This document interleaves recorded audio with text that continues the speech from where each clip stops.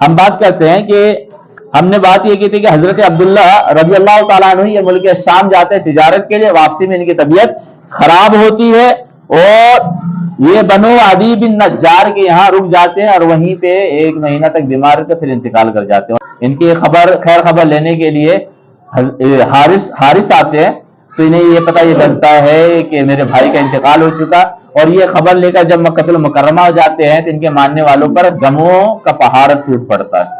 اور جب انسانوں پہ، دوستوں پہ، بھائیوں پہ غموں کا پہاڑ ٹوٹا ہے تو آپ سوچیں جو ان کی بیوہ ہوں گی ان کے اوپر کتنی تکلیف گزری ہوگی۔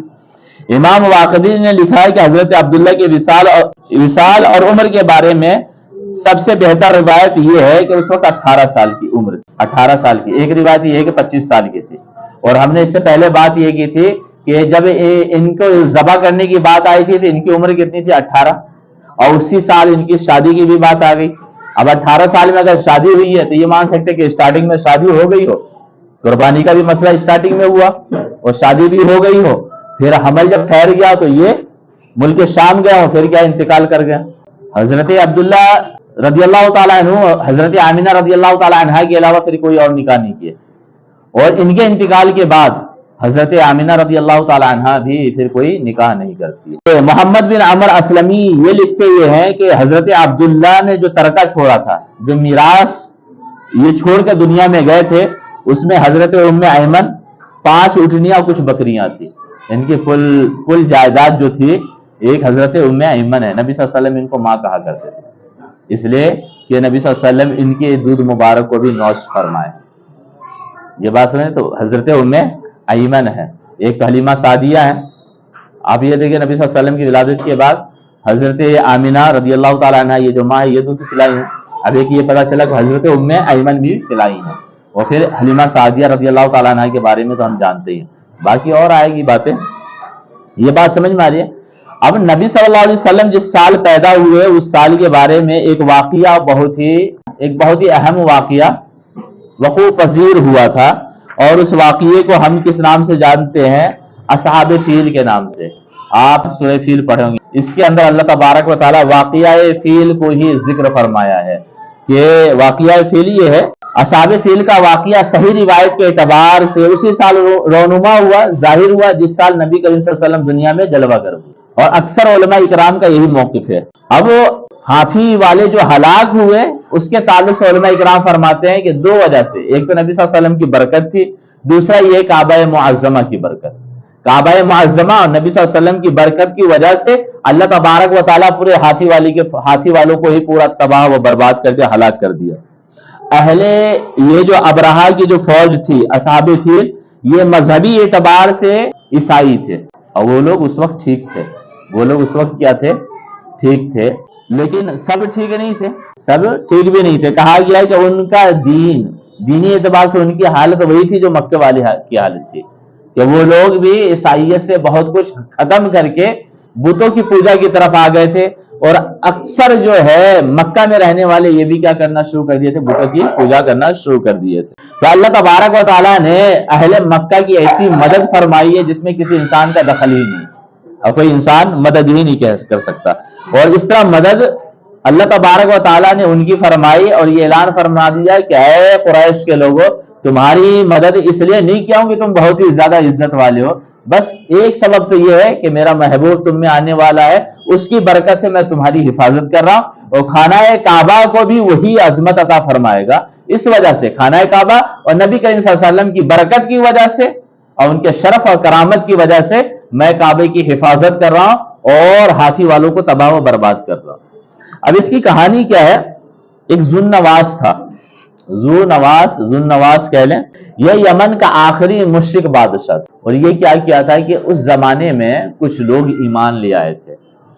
وہ کہانی اصحاب الاخدود کے نام سے آپ جب سرچ ماریں گے نا تو بہت ہی مزیدار کہانی آئے گی، آپ جب پڑھیں گے تو ایمان تازہ ہوگا کہ اللہ تبارک و تعالیٰ اپنے بندوں کو کیسے آزماتا ہے، پھر انعام و اکرام کس طرح کرتا ہے۔ اصحاب الاخدود، تو اصحاب الاخدود کو یہی لوگ قتل کیے تھے، یہ اصحاب الاخدود کو یہ ذوالنواس، یہ جو مشرک بادشاہ تھا، یہ قتل کیا تھا صرف اس لیے کہ یہ لوگ ہماری بتوں کو چھوڑ کے رب وحدہ لا شریک پہ کیسے ایمان لے کر آ گئے۔ یہ بات سمجھ میں آ رہی ہے؟ اور اس وقت کیا عیسائیوں کی تعداد تقریباً 20,000 تھی. دوس اور ذو ثعلبان نے ان سے نجات دلائی.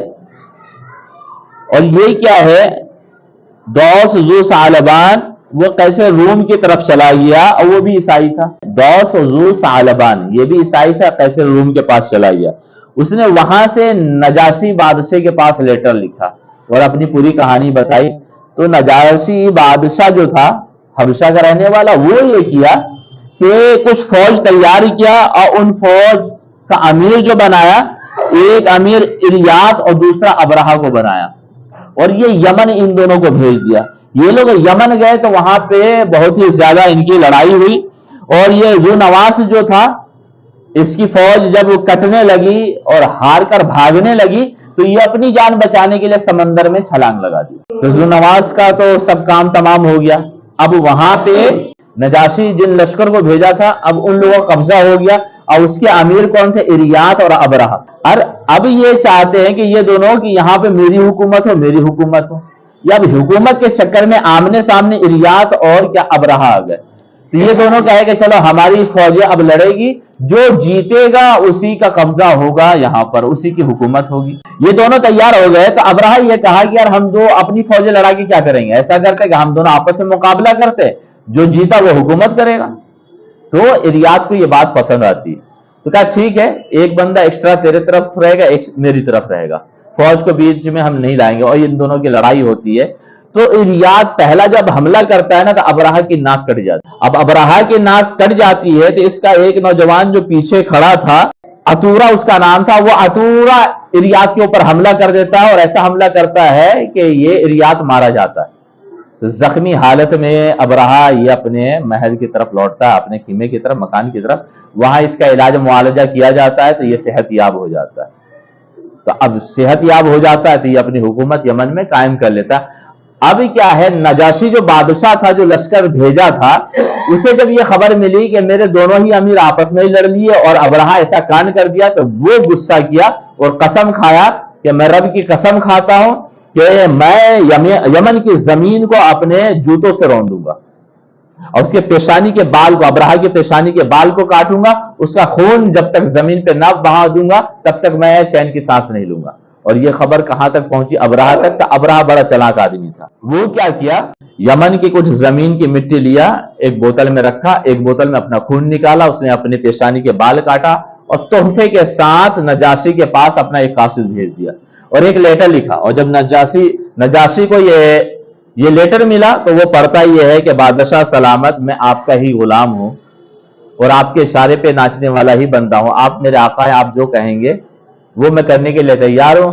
میں نے یہ بات سنی ہے کہ آپ نے قسم اٹھائی ہے کہ آپ یمن کی مٹی کو جوتوں سے روندیں گے اور میری پیشانی کے بال کو کاٹیں گے اور میرے خون کو بہائیں گے. تو یہ میں تحفہ بھیج رہا ہوں. ایسا کریں کہ مٹی جو بھیجا اسے زمین پہ گرا کر اس کو جوتے سے مسل دیں تو آپ کی قسم پوری ہو جائے گی. میں پیشانی کا بال بھی کاٹ کے بھیج رہا ہوں، اسے آپ اپنے ہاتھوں میں لے لیں اور ایک بوتل ہے، شیشی ہے، اس کے اندر میرا خون ہے، آپ اسے زمین پر بہا دیں تو آپ اپنی قسم کو پورا کرنے والے ہو جائیں گے.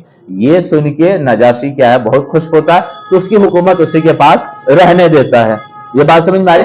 پھر عرب کے لوگ چاہے کچھ بھی تھے، بت پوجا کرتے تھے، لیکن انہیں کعبے سے کیا عقیدت و محبت. ادھر یہ ابرہہ کہتا ہے کہ میں یمن میں ایک بہت بڑا عالی شان گھر بناؤں گا کہ لوگ اسی گھر کی طرف آئے. اتنے میں اسے خبر ملتی ہے کہ مکہ المکرمہ میں کعبہ نامی ایک گھر ہے کہ ہر سال لوگ اس کے حج کے لیے جاتے ہیں. تو کہتا ہے کہ میں اس سے عالی شان گھر بناؤں گا اور عرب والوں کو مجبور کروں گا کہ یہاں آ کے کیا کریں، اس کا طواف کریں. یہ بات سمجھ میں آ رہی ہے؟ تو کل ہم اس پہ آگے بات کرتے ہیں.